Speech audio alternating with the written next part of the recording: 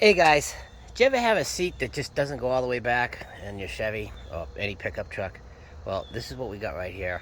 And when I'm on the road, it's really tough, well, to take a nap. This is like basically a glorified airplane seat. And I don't know if you all can, but I can't sleep on a seat.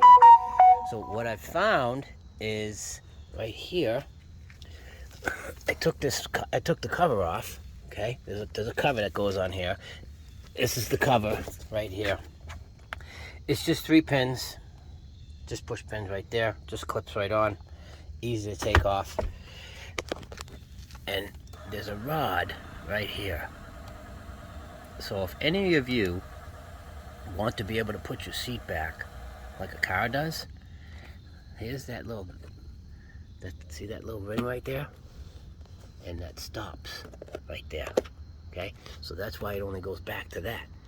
So if we just go and we take this and we cut this off, it'll go all the way back to there, and then you have a beautiful reclining seat.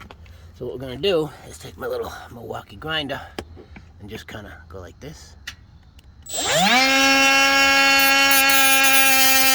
right, and I will just stop this video so I can do it and not light anything on fire.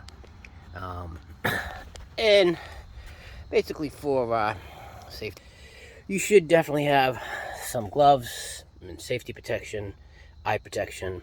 Should put a board behind here, behind the seat. Make sure there's everything that's fire retardant, so nothing lights on fire. That's what you're supposed to do. And we're just gonna definitely make sure that safety's third here, and that's it. But we're gonna get the job done.